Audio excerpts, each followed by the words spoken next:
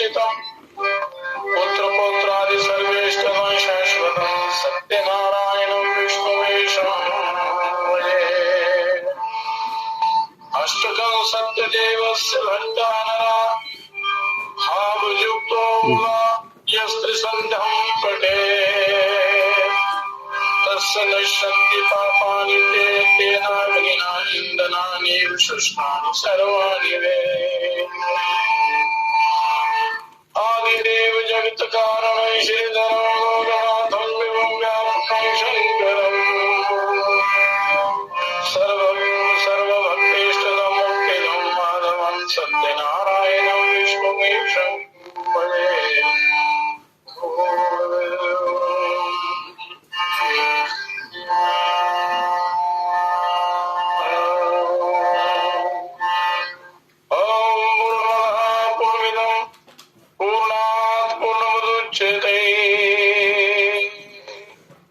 पूर्णस्य पूर्णमादाय पूर्णमेवावशिष्यते।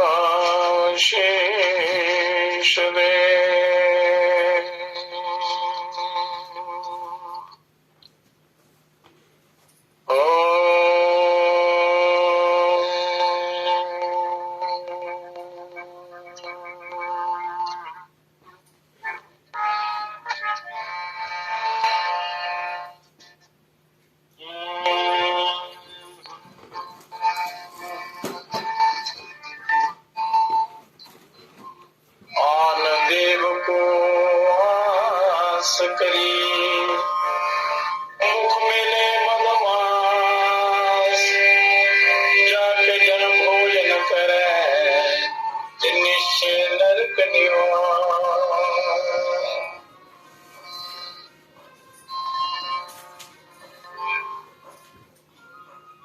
महासंत कहते हैं कि कल तक देवी देवताओं की आशा करके अथवा उसे चढ़ा पूज कर जो अपने मुंह में मांस तथा मदिरा खाते पीते हैं उनके नरक जाने की तो क्या कहें, वे इतने हीन पतित हैं कि उनके जहां जाकर जो भोजन करते हैं तो वे भी निश्चय पूर्व नरक में वास करते हैं।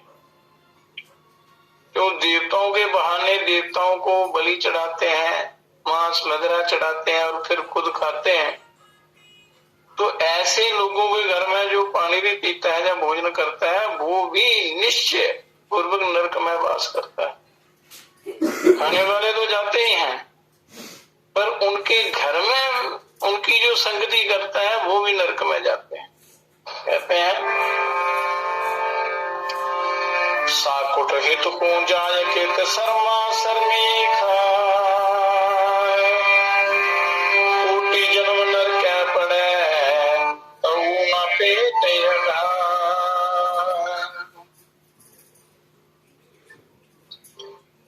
कहते हैं कि जो भक्तिहीन साकड़ जनों के पक्ष में जाकर जो ना चाहते हुए भी संकोच वश भोजन खाता है वह कोटि जन्मों तक निम्न नरक योनि के भोगों में पड़ा रहेगा, अंधकूप नरकों में वो जाता है, परंतु तो भी उन भोगों से उसका पेट नहीं भरेगा। भाव कि वह सदा अतृप्त अशांत रहेगा, उसको शांति नहीं मिलेगी। कहते हैं कन्या आन देव को खाए सुनर ढोले बाजते निश्चय नरक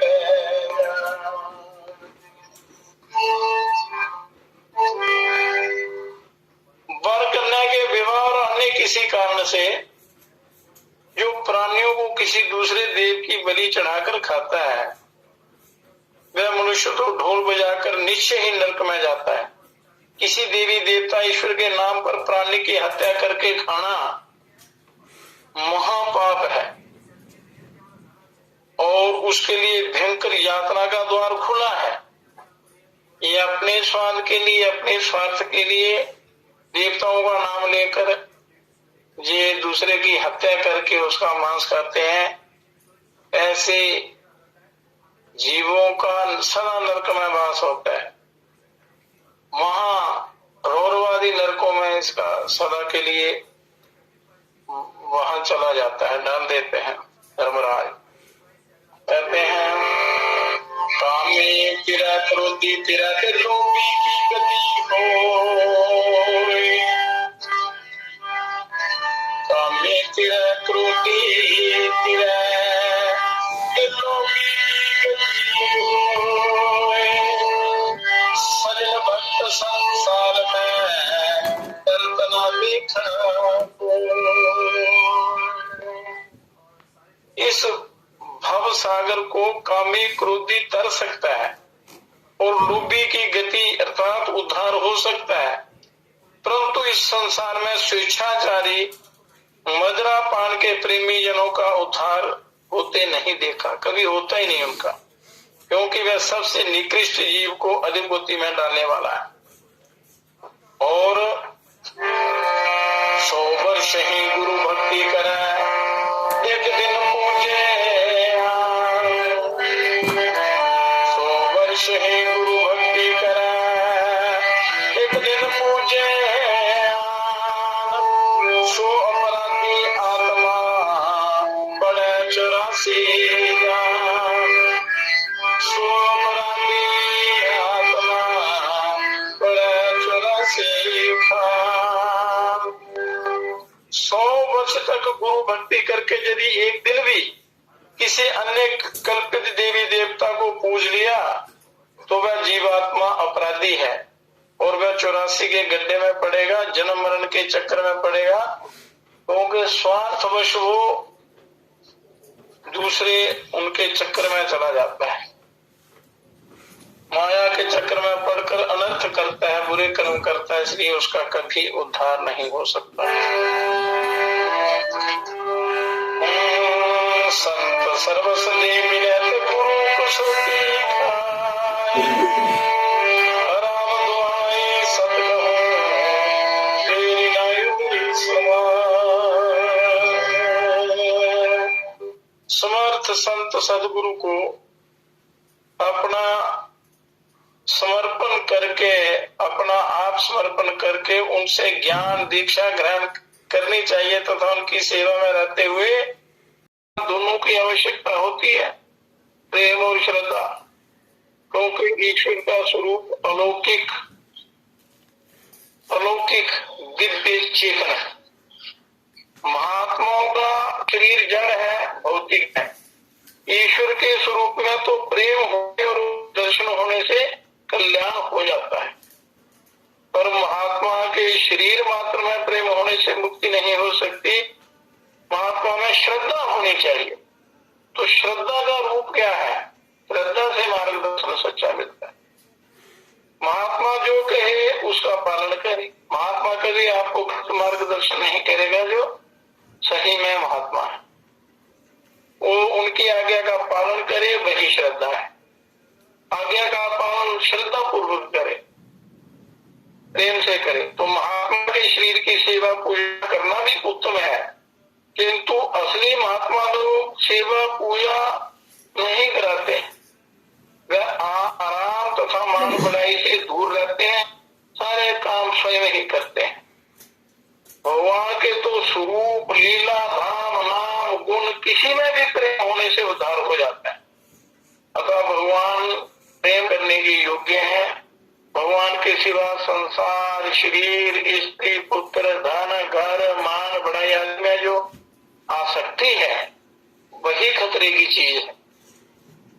आसक्ति खतरे की चीज है, वो 84 के फेर में डाल देती है। शास्त्र में, लोक में, महात्मा में, परमात्मा में सब में श्रद्धा करनी चाहिए।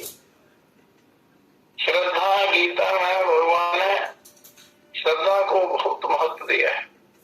श्रद्धा के सब पात्र हैं और प्रेम करने योग्य तो केवल परिपूर्ण परम पिता परमात्मा ही है। संसार के सब प्राणियों से उनके हित के लिए जो निष्काम प्रेम है वह भगवान में ही। संसार के भले के लिए जो आप निष्काम प्रेम होता है वह परमात्मा में ही है, समझो। तो महात्मा के पास अगर 50 वर्ष रहे और उनकी आज्ञा पालन ना करें तो कल्याण नहीं हो सकता। उनका अनुकरण और उनकी आज्ञा का पालन दोनों कल्याणकारी हैं। यही गीता में कहा है, यद्यदाचरितैः श्रेष्ठः सतदेवे तरो यनः ईसा यत् प्रमाणं कुरुते लोक सदनुवर्तते। योग योगेश्वर भगवान श्री कृष्ण चंद्र जी ने गीता में तीसरे अध्याय 21वें श्लोक में कहा है कि श्रेष्ठ पुरुष है, श्रेष्ठ पुरुष जो आचरण करता है अन्य पुरुष भी वैसा ही आचरण करते हैं। वह यो कुछ प्रमाण कर देता है, समस्त मनुष्य समुदाय उसी के अनुसार बरतने लग जाता है। तो हम कहते हैं कि अन्य त्वमेव मयानन्ता श्रुत्वा अन्येभ्यः उपासते ते अपि चान्येव मृत्युं श्रुति पारायणः। परंतु इनसे दूसरे कहते हैं जो मंद बुद्धि वाले पुरुष हैं वे इसे इस प्रकार ना जानते हुए दूसरों से अर्थात तत्व के जानने वाले पुरुषों से सुनकर ही तदनुसार उपासना करते हैं और वह श्रवण परायण पुरुष भी मृत्यु रूप संसार सागर को निसंदेह तर जाते हैं श्रद्धा से। अभिप्राय यह है कि महात्मा पुरुष के द्वारा कहे वचनों को सुनकर जो उनके अनुसार साधना करते हैं, पालन करते हैं, वे दत्त चित्त श्रुति परायण पुरुष संसार सागर को तर जाते हैं। सुनने के परायण होना क्या है? जैसे मृग वाणी को सुनकर इतना मुग्ध हो जाता है कि चाहे उसे पकड़ लो, मार डालो, उसे अपने शरीर का ख्याल ध्यान नहीं रहता, इतना लीन हो जाता है। इसी प्रकार महात्मा जो बताएं उसे सुनने में मन लगा दे, फिर उसे समझे और फिर उसके अनुसार आचरण करे। और सुनते तो बहुत है पर लाभ तभी होता है जब उसका धारण और पालन किया जाता है। ये सुनने से काम नहीं चलेगा, सुनकर उनका धारण और पालन करना चाहिए, अभ्यास करना चाहिए। अभ्यास नहीं करें तो सुना कुछ क्षणों के लिए श्रवण का जो आनंद है थोड़ा मिलेगा, बाकी सब जीवन नहीं। सुनकर उसका धारण और अभ्यास करना चाहिए। श्रवण मन में नहीं देने आशा एक करना चाहिए। तो सुनकर धारण ना होने का कारण है सुनते हैं फिर उसको धारण नहीं करना, तो वो होती है श्रद्धा की कमी। तो इसलिए मूल में श्रद्धा जो है भगवान ने गीता में बड़ा अच्छी प्रकार समझाया। श्रद्धा के बिना कोई भी कर्म करते हैं श्रद्धा से करना है और निष्काम भाव से करना है तो कल्याण होगा। शास्त्र आत्मा की बात सुनकर तो जिसको विश्वास होता है कि बस यही करना है, चाहे मर जाए तो उसका कल्याण हो जाता है। धन्य जट की तरह श्रद्धा होने से स्वधर्म में मरना भी कल्याणकारक होता है। स्वधर्म में निधन श्रेय, स्वधर्म में निधन श्रेय, स्वधर्म में गीता के तीसरे अध्याय के 35वें श्लोक में ये भगवान ने कहा। इसलिए इसमें श्रद्धा की आवश्यकता है। जितनी अधिक श्रद्धा होगी उतनी ही अधिक तेजी से शांति रूप सिद्धि प्राप्त होती है। गीता में कहा हुआ है चौथे अध्याय के 39वें श्लोक में, श्रद्धां लभते ज्ञानम तत्परः संयतेन्द्रियः ज्ञानम लब्ध्वा परम शांति मचिरेनाधिगच्छति। के जितेंद्रिय साधन परायण और श्रद्धावान मनुष्य ज्ञान को प्राप्त होता है। जिसने इंद्रियों को जीता है, जो साधन परायण है, साधना करता है और श्रद्धावान है, वो ज्ञान को प्राप्त कर लेता है। तथा ज्ञान को प्राप्त होकर, क्योंकि ज्ञान के बिना कल्याण नहीं होता, ज्ञान को प्राप्त होकर विलंब के तत्काल ही भगवत प्राप्ति रूप परम शांति को प्राप्त हो जाता है। और श्रद्धावान ज्ञान प्राप्त करता है। कैसा श्रद्धावान? जो साधन में तत्पर हो और ये विशेषण क्यों दिया गया? इसलिए कि जिस कार्य में जितनी साधक की तत्परता है उतनी ही उसमें श्रद्धा है। वो श्रद्धा की कसौटी है तत्परता। तो जैसे लोभी पुरुष लाभ की वस्तु की ओर सब प्रकार से तत्पर होकर लग जाता है, और इसी तरह कल्याणकामी मनुष्य को जब ये दृढ़ विश्वास निश्चय हो जाए कि इस साधन से कल्याण हो, पूरी बोतल पिला दी। जब राजा ने पी ली तो महात्मा बोले कि मुझसे बहुत बड़ी गलती हो गई। राजा बोला क्या? महात्मा ने कहा क्या बताऊं, तुम 3 दिन के बाद मर जाओगे। राजा बोला क्या मैं मर जाऊंगा? महात्मा बोले हाँ तुम मर जाओगे। राजा ने पूछा बचने का कोई उपाय भी है? महात्मा ने बहुत सोच विचार कर कहा है, पर बहुत कठिन है। मतलब मरने से सब डरते हैं, उसने कहा है पर बहुत कठिन है। तब राजा बोला कितनी ही कठिन हो मैं उसे कर लूंगा, आप बताइए, नहीं तो मैं 3 दिन के बाद मर जाऊंगा, मेरा कल्याण कीजिए। महात्मा ने कहा बस अब से लेकर मरण तक भगवान का नाम रूप ना भूलो।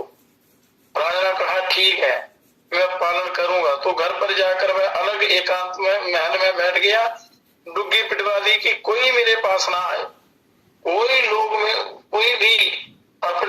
कोई भी समस्याएं लेकर मेरे पास ना आए। जो आएगा उसे मृत्यु दंड होगा, रानी भी आएगी उसको भी मृत्यु दंड होगा। तो वह परमात्मा के भजन ध्यान में मस्त हो गया। ना खाना याद रहा, ना पीना याद रहा, ना शरीर के मल त्याग का ध्यान रहा। तो भगवान के ध्यान से अहंकार का नाश हो गया, वासना का नाश हो गया, कामना का नाश हो गया, समाधि लग गई। 7 दिन हो गए समाधि नहीं टूटी। इधर बाहर के लोगों ने देखा 3 दिन के बाद मरने का समय था, 7 दिन हो गए कोई खबर नहीं। तो कपाट खोलकर भी देखा समाधि लगी हुई थी, और राजा की समाधि लगी हुई थी। वो हल्ला होने पर राजा की समाधि टूटी, लोगों ने शोर डाला तो उनकी समाधि टूट गई। राजा ने कहा 3 दिन के पहले राजा क्यों खुला? कहा गया महाराज 7 दिन हो गए हैं, वो 3 दिन मृत्यु के वो टल गए हैं। महात्मा ने कहा था कि 3 दिन में मर जाओगे, तो मैं कैसे नहीं मरा? ये सोचकर मैं फिर महात्मा के पास गया, सब बातें कही। तब महात्मा ने पूछा क्या अभी तो मैं है, तेरे में कोई अहंकार है, मैंपन है? कहा नहीं। तो महात्मा बोले मैं अर्थात जो अहंकार था मैं मर गया, शरीर के मरने की तो कोई बात ही नहीं है। फिर राजा ने पूछा आप प्रतिदिन पूरी बोतल दवा पी जाते थे, आप पर उसका कोई असर नहीं होता? भूल पर तो 2 बूंद से ही इतना असर हो जाता था कि मैं भूल जाता था सब कुछ। तो महात्मा बोले कि अभी 7 दिन पहले तुमने भी पूरी बोतल पी ली थी, तुम पर क्यों नहीं असर हुआ? राजा ने कहा महाराज मुझे तो 3 दिन पर मौत सामने दिखने लगी थी, इससे स्त्री पुत्र आदि कुछ भी याद नहीं आए, क्योंकि मौत सामने हो तो सब कुछ भूल जाता है मनुष्य। महात्मा बोले बस यही बात है, मुझे तो प्रतिक्षण मौत दिखाई देती है, फिर मुझ पर कैसे असर होता? तो इस प्रकार हम यदि समय को अमूल्य और मृत्यु को अत्यंत समीप समझे तो थोड़े समय में ही हमारा कल्याण हो सकता है। समय को हम बड़ा बेदर्दी से, बेरहमी से, मूर्खता से जाया करते हैं, बर्बाद करते हैं। सोने में, खाने में, व्यसनों में, अपने उल्टी सीधी बातों में, निंदा में, चुगली में, विषय भोगों में, सब में बर्बाद कर देते हैं समय को। तो यदि समय को अमूल्य और मृत्यु को अत्यंत समीप समझो तो थोड़े समय में ही हमारा कल्याण हो जाता है, हो सकता है। जैसे राजा इतना बड़ा कामी था, पापी था, व्यभिचारी था, किंतु उसके लगन लगने से 7 दिनों में ही उसका कल्याण हो गया। मृत्यु से भी बच गया और कल्याण का रास्ता उसको मिल गया। तो लगन लगने का ये कारण था कि उसे विश्वास हो गया था कि मेरी 3 दिनों में मृत्यु हो जाएगी। अतः वह खान पान को छोड़कर ध्रुव जी की तरह ध्यान में मस्त हो गया। तो इसी प्रकार हम लोग भी मृत्यु को अत्यंत समीप और समय को अमूल्य समझकर रात जब परमात्मा के ध्यान में लग जाएं तो हमारा कल्याण भी शीघ्र हो सकता है। और ध्यान बड़ा जरूरी है, बातें कम, अभ्यास ज्यादा करना चाहिए। शांत होकर बैठ जाइए, कुछ भी ना बोले, और कोई श्रवण अच्छे बने हैं तो उनको सुनकर बिल्कुल अंतर ध्यान करें, अपने स्वयं का ध्यान करें, स्वयं की ओर चलें। हम तो संसार की तरफ चलते रहते हैं जिसकी कोई ठौर ठिकाना ही नहीं, गति ही नहीं है, पतन ही पतन है, और गड्ढे में जा रहे हैं हम, गहरे उस नरकों में। तो अपने आप को, हम लोग भी मृत्यु को अत्यंत समीप और समय को अमूल्य समझकर रात दिन परमात्मा के ध्यान में लग जाएं, अपने आप को जानने का अभ्यास करें, तो हमारा कल्याण भी शीघ्र हो सकता है। समय बहुत अल्प है, इसे बहुत कीमती समझना चाहिए। इस समय हमारा कल्याण नहीं हुआ तो फिर आगे बहुत खतरा है, आगे हो ही नहीं सकता। फिर जैसा अभ्यास जीवन में होता है वही सामने आता है। अंत समय, मृत्यु के समय में, मृत्यु तो वो तो निश्चित है, वो आनी है एक ना एक दिन। तो उस दिन के लिए सारी साधनाएं हैं।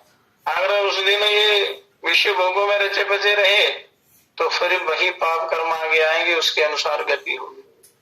अगर अभ्यास अच्छा होगा, श्रद्धा और तत्परता के साथ ईश्वर का चिंतन किया होगा, तो जो मृत्यु का पता भी नहीं चलता, मृत्यु दुखदाई नहीं होती, सिर्फ परम कल्याण हो जाता है मरने से पहले ही। तो परमात्मा के सिवा हमारा कोई भी रक्षक नहीं है, कोई रक्षा नहीं कर सकता परमात्मा के सिवा। हम लोग अनाथ के समान मारे जाएंगे, इस प्रकार समझकर मृत्यु को समीप देकर परमात्मा के ध्यान में मस्त हो जाना चाहिए। ऐसा विचार रखना चाहिए कि परमात्मा के ही हमारा रक्षक है, उसके अलावा ये विषय भोग, धन दौलत इत्यादि, मित्र सगे संबंधी, ये कोई आपका साथ नहीं देंगे, रक्षक ईश्वर ही है। तो ईश्वर और मृत्यु को सदा याद रखें और ध्यान में मस्त हो जाएं, यही कल्याण का मार्ग है। ध्यान सर्वोपरि है, इन दोनों चीजों को ध्यान में रखते हुए ध्यान करना है, साधना करनी है। तो प्रश्न, कोई ऐसा मनुष्य हो जिसमें बुद्धि विवेक ज्ञान नहीं है, क्या उसका भी उद्धार हो सकता है, कल्याण हो सकता है? तो हो सकता है, उत्तर में कहते हैं कि हो सकता है। कैसे? सत्पुरुषों का संग करने से, सत्संग से, सत शास्त्रों का स्वाध्याय करने से, तो पक्का कल्याण हो जाता है। अब कहते हैं कि कोई अत्यंत दुराचारी है या कामी है, भोगी है, व्यसनी है, उसका भी उद्धार हो सकता है या नहीं? तो कहते हैं कि हो सकता है, बहुत शीघ्र हो सकता है। जैसे राजा का हो गया, भगवान भी गीता में कहते हैं, भगवान कहते हैं गीता में, अपि चेद दुराचारो भयते मामा अनन्य भाग साधुरेव चारुतभ्या सम्यक वसितो ही था क्षिप्रम भक्ति धर्मात्मा शश्व शांति निगच्छति कौंतेय प्रतिजानी नामे भक्ता प्रणश्यति। मेरा भक्त कभी नाश को प्राप्त नहीं होता। मां ये पार्थ व्यापाश्रित ये अपीस्यु पाप योनिया स्त्रियो वैश्य सदा शुद्ध अपि याति परमांगति। ये अतिशय दुराचारी भी हो, अत्याचारी भी हो, अनन्य भाव से मेरा भक्त होकर मुझे भजता है और अत्याचार छोड़ देता है और मेरा भजन करता है, तो वह साधु ही मानने योग्य है। अगर पाप छोड़कर उसको लगन लग जाती है और परमात्मा का चिंतन करता है, तो वह साधु मानने योग्य होता है। और क्योंकि वह यथार्थ निश्चय माना होता है और उसने भली बात ही निश्चय कर लिया है कि परमेश्वर के भजन के समान अन्य कुछ भी नहीं है, ऐसा अगर विश्वास हो जाए तो बड़ा जल्दी कल्याण हो जाता है। वह शीघ्र ही धर्मात्मा हो जाता है और सदा रहने वाली परम शांति को प्राप्त हो जाता है। क्योंकि ये मनुष्य शरीर ही है, इसी के द्वारा आप अपना उद्धार कर सकते हैं। अगर आप इस शरीर का सदुपयोग करें तो भगवान कहते हैं कि हे अर्जुन, तू निश्चय पूर्वक सत्य जान कि मेरा भक्त नष्ट नहीं होता और मेरा भक्त नष्ट नहीं होता, ना में भक्ता प्रणश्यति। हे अर्जुन, स्त्री वैश्य शूद्र तथा पाप योनि चंडाल आदि जो कोई भी हो, वह भी मेरे शरण होकर परम गति को प्राप्त होते हैं और पापी से भी पापी का उद्धार हो जाता है। पर अनन्य मन होना चाहिए, अनन्य मन, अनन्य चिंतन होना चाहिए, तो उसका चित्त फिर दूसरी जो पतनकारी रास्ते हैं उनकी तरफ नहीं जाता और उनसे हटकर वो परमात्मा के ही चिंतन में लग जाता है। उसके सारे पापाचार छूट जाते हैं और परमात्मा में मन लग जाता है। मन लगने से कल्याण हो जाता है। तो अनन्य भाव से भजना चाहिए, अनन्य भाव से अनन्य चिंतन होना चाहिए, किसी प्रकार का संशय नहीं। एक तो पक्का विश्वास हो जाए कि ईश्वर है और उन्हीं के चिंतन से मेरा कल्याण हो सकता है, वही कर सकते हैं, और सत्य भी है वही कर सकते हैं, ऐसा दृढ़ निश्चय हो जाए तो फिर निश्चित रूप से उसका कल्याण हो जाता है।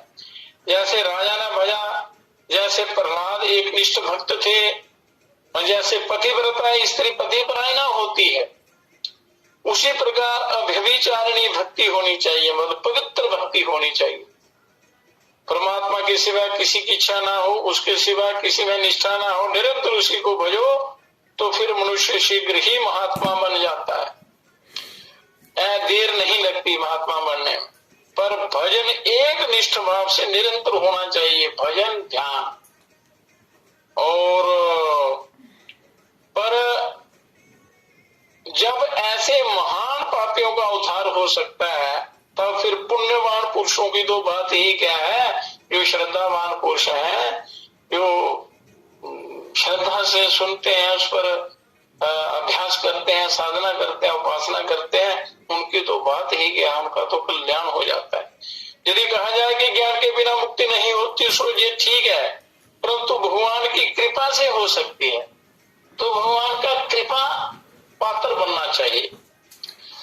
तो जो निरंतर भजता है उसे भगवान स्वयं बुद्धि योग दे देते हैं। जो भजता है उसको परमात्मा स्वयं बुद्धि योग दे देते हैं। भगवान ने स्वयं कहा है गीता में, तेषा सतत युक्ताना भजता प्रीति पूर्वकम ददामि बुद्धि योगम तम येन मापूपयान्ति ते। ये आगे ये 5वां अध्याय का जो वर्णन चल रहा है, आगे ये आएगा अगले अध्याय में। ये गीता के 10वें अध्याय का 10वां श्लोक है। तो उन निरंतर मेरे ध्यान आदि में लगे हुए और प्रेम पूर्वक भजने वाले भक्तों को मैं तत्व ज्ञान योग देता हूँ, जिससे वे मुझको ही प्राप्त होते हैं। तो गीता में नित्य निरंतर चिंतन करने की बड़ी महत्ता दिखाई है। नित्य निरंतर चिंतन करना चाहिए। कोई भी चिंतन एक निष्ठ होकर करना है। परमात्मा के किसी एक स्वरूप को लेकर आप नित्य निरंतर एक निष्ठ होकर चिंतन करें तो निश्चित ही परमात्मा के समग्र जो स्वरूप है उनका दर्शन हो जाता है। तो भगवान ने कहा कि तेषां समुद्धता मृत्यु संसार सागरात् भवामि न चिरात् पार्थ मय्या वेशित चेतसामम्। के अर्जुन, मुझ में चित्त लगाने वाले प्रेमी भक्तों का मैं शीघ्र ही मृत्यु रूप संसार सागर से उद्धार करने वाला होता हूँ। इसलिए तुम मय्ये मन आधस्को मयि बुद्धि निवेश्य मय्येव अत ऊर्ध्वं न संशयः। कहते हैं कि मुझ में ही मन को लगाओ और मुझ में ही बुद्धि को लगाओ, इसके बाद तुम मुझ में निवास करोगे, मृत्यु को ही प्राप्त होगे, इसमें कुछ भी संशय नहीं है। मुझको ही प्राप्त हो जाओ, मृत्यु को जीत जाओगे। भगवान कहते हैं कि मेरे में तू एक निश्चय वाला होके ध्यान करेगा, मेरे में ही बुद्धि लगाएगा, मेरे में ही निवास करोगे, अर्थात मुझको ही प्राप्त होगे, इसमें कोई भी संशय नहीं है। और इससे ये निर्णय हुआ कि चाहे मनुष्य कैसा ही मूर्ख हो, कैसा ही अज्ञानी हो, पर अनन्य भक्ति से भगवान से, अनन्य भक्ति के प्रभाव से भगवान से एकात्मता हो जाती है। भगवान उसे ज्ञान दे देते हैं, अपने प्रभाव से भगवान उसको दिव्य ज्ञान दे देते हैं। और चाहे मनुष्य कैसा ही पापी क्यों ना हो, भक्ति के प्रभाव से उसका भी उद्धार हो जाता है। और चाहे मृत्यु का समय कितना ही निकट आ गया हो, उसका भी भगवान की भक्ति से उद्धार हो जाता है, निश्चित रूप से उद्धार हो जाता है। तो भगवान की भक्ति, भगवान में प्रेम होने पर होती है। भक्ति तभी होती है जब प्रेम होता है परमात्मा। तो भगवान में प्रेम भगवान की भक्ति करने से होता है। तो दोनों अन्योन्याश्रित है, एक दूसरे पर आधारित है, एक दूसरे की सहायता से वो परमात्मा में मन को लगाती हैं। तो इस बात को सोचकर मृत्यु को अत्यंत समीप और समय को अत्यंत कीमती समझकर खूब जोर से भक्ति में लग जाना चाहिए, भक्ति में लग जाना चाहिए।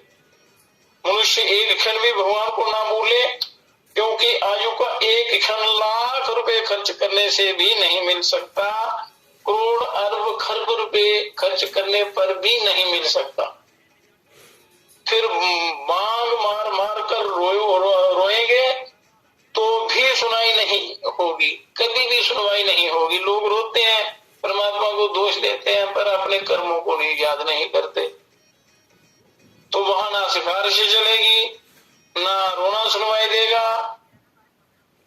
उस समय बस कर्मों का फल भोगना पड़ेगा। मृत्यु आ गई तो मरना ही पड़ेगा, कोई भी उपाय नहीं किसी भी प्रकार का। 2-4 घड़ी भी जीवन रह जाए, 2-4 घड़ी भी जीवन नहीं मिलता। जो मिला है, खुली छूट मिली है, तो उसका हम दुरुपयोग करते हैं। तो मृत्यु का कोई भरोसा नहीं कि मैं कब आ जाए। मृत्यु आती है तो पहले खबर नहीं देती कि मैं कल आऊंगी, कभी भी आ सकती है। तथा मृत्यु का विश्वास ना करें, हर समय मृत्यु का अत्यंत निकट समझे। आज का दिन निकल गया तो कल का शायद ही निकले, कल का निकल गया तो फिर उसके आगे का शायद ही निकले। इस प्रकार समझकर परमात्मा की प्राप्ति के लिए तत्परता के साथ प्रयत्नशील हो जाए, ईश्वर की भक्ति में लग जाए। निश्चय कर ले कि परमात्मा को आज ही प्राप्त करके छोड़ेंगे, ऐसा भाव होना चाहिए, नहीं तो मर मिटेंगे। तो सब कामों को ठुकरा कर सबसे पहले ये काम करना है, क्योंकि आपके पास बहुत समय है। प्रातः काल ब्रह्म मुहूर्त में समय है चिंतन करने का, क्योंकि हम आज मर गए तो हमारा वैसे ही इस धन कुटुंब पुत्र ऐश्वर्य किसी से भी किंचन मात्र भी संबंध नहीं रहेगा। जैसे हमारे पितामह का नहीं रहा, तथा इससे पूर्व हम कहाँ थे, कौन थे, क्या जाति के थे, क्या स्थिति थी, हमारा क्या ऐश्वर्य था, कुछ भी पता नहीं है। तो इसी प्रकार आगे भी पता नहीं रहेगा। अतः रुपए आदि के संग्रह में समय बिताना सरासर मूर्खता है। मनुष्य ईंट पत्थर इकट्ठे करता रहता है, लगा रहता है, सारी कमाई जीवन की उधर लगा देता है। तो जो सच्चा मकान बनाना है, यहाँ सच्चा स्थान योग बनाना है, सदा के लिए जहाँ जाना है, उसकी कोई खबर नहीं है। और यहाँ के ईंट पत्थर सीमेंट आदि में बड़े बड़े महल बनाकर सारा जीवन उधर लगा देता है, सारी कमाई उधर लगा देता है, धर्म कर्म पुण्य नहीं करता, तो फिर ईंट पत्थरों में मोह हो जाता है। तो फिर यहीं कभी कीड़े मकोड़े बनकर, कभी बिच्छू बनकर, कभी पशु पक्षी बनकर यहाँ आना पड़ता है। तो पूर्व जन्मों में तो व्यर्थ बिताया, इस जन्म में तो इस चीज के लिए समय व्यर्थ ना गवाएं। इनकी तो क्या कहेंगे, शरीर भी हमारे साथ नहीं जाएगा, ये भी नहीं जाता शरीर, बीमार हो जाए तो भी साथ नहीं देता। इस बात को समझकर सबके मोह को छोड़ देना चाहिए, अंदर से मोह छोड़ दो, कर्तव्य कर्म करो, जो ये शास्त्रों की आज्ञा है उसका पालन करो, ईश्वर की आज्ञा का पालन करते हुए अपना कल्याण करो, इसी में आपका उद्धार है। तो वही धन शरीर पुत्र स्त्री हमारे हैं जो हमारी आत्मा के कल्याण में सहायक हो। वही धन शरीर पुत्र स्त्री हमारे हैं, कौन? जो हमारी आत्मा के कल्याण में सहायक हो। ये चीजें अगर आत्मा के कल्याण में सहायक हो उन्हीं को अपना समझना चाहिए। वही संपत्ति हमारी है जो आत्मा के कल्याण में मदद करे, और नहीं तो विपत्ति है। इस प्रकार विचार करके आत्मा के कल्याण के लिए कटिबद्ध होकर प्राण पर्यंत चेष्टा करें और करनी चाहिए अगर कल्याण चाहते हैं तो भगवान को कभी ना भूले।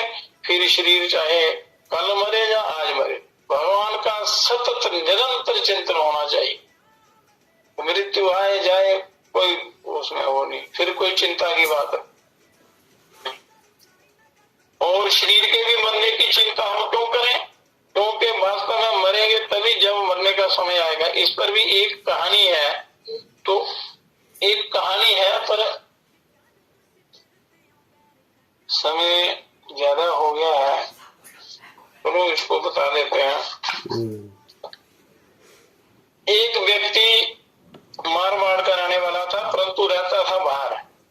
वह 20 वर्ष के बाद सपरिवार अपने घर गया तो उसकी हवेली इतने वर्षों से बंद थी। हवेली खोली, सफाई की, रात में सोया तो कई प्रेत आए, बोले यहाँ से निकलो। मालिक बोला ये मेरी हवेली है। वह बोले नहीं, हम यहाँ रहते हैं, भाग जाओ।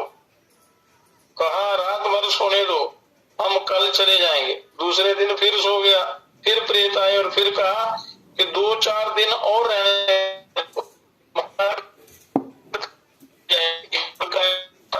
करता रहा।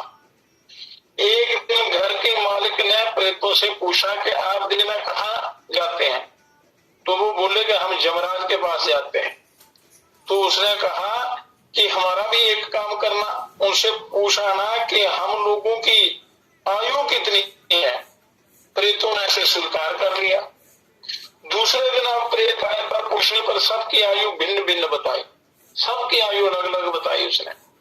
तब वह बोला कृपया हमारा एक काम और कर दो, यमराज के पास आप जाते हैं उनसे प्रार्थना कर दो कि हम लोगों की आयु में या तो वह 1-1 दिन घटा दें या 1-1 दिन बढ़ा दें। तो कहा इसमें क्या बात है?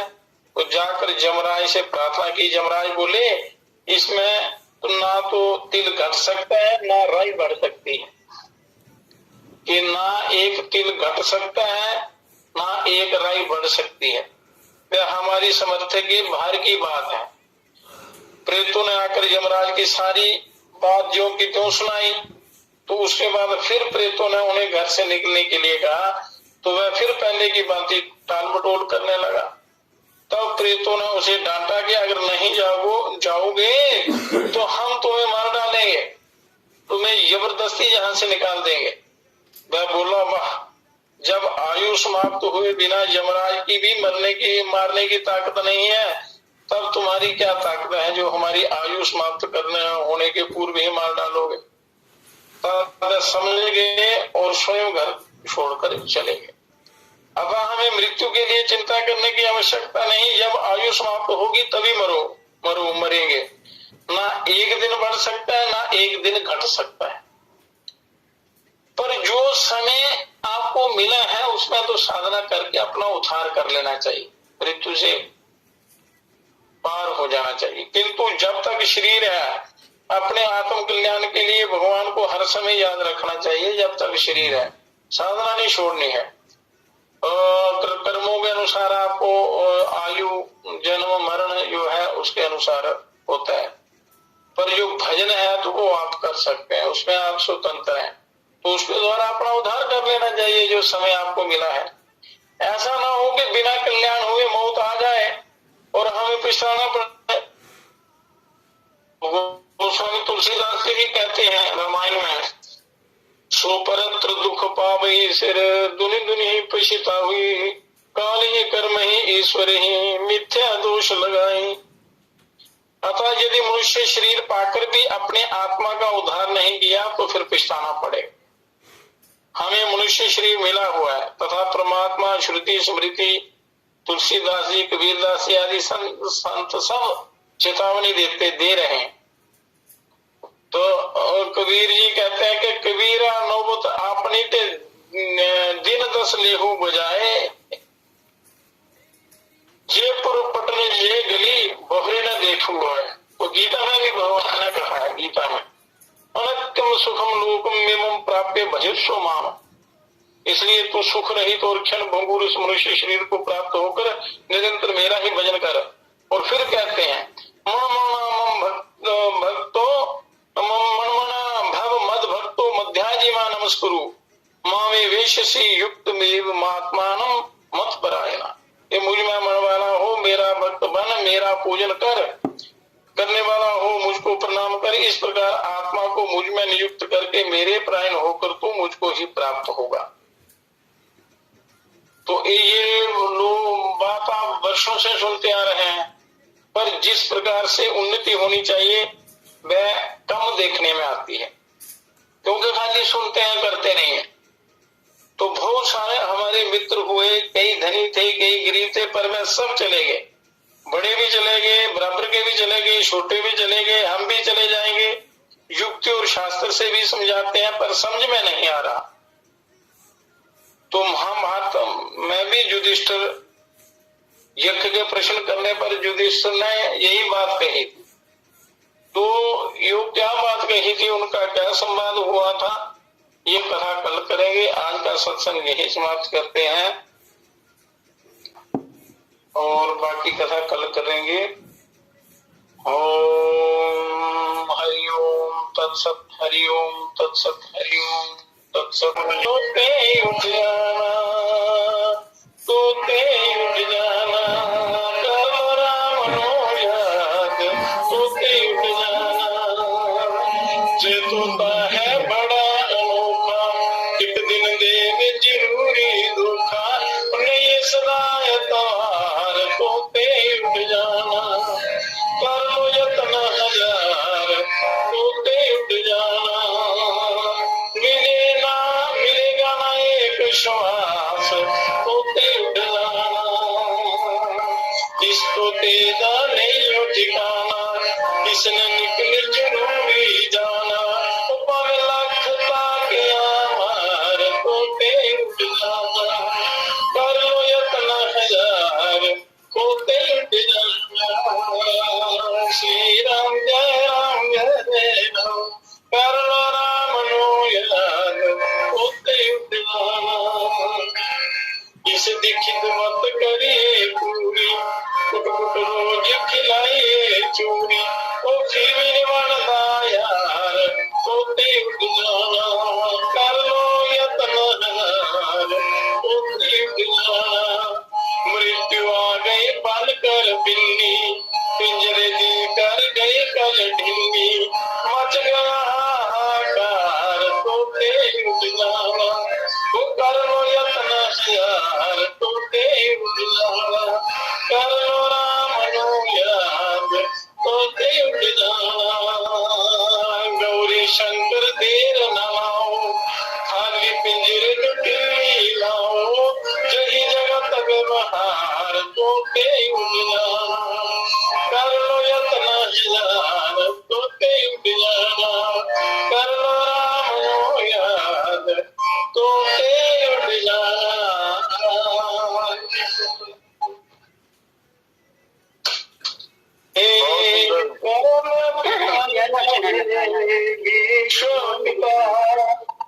हे राष्ट्रपिता, हे जगदाधार, हे करुणामय दीन दयालो, पूर्ण गुरु हे अपरंपार। हे महेश अब शीघ्र कृपा कर, हमें दीजिए योग विचार। मानवता के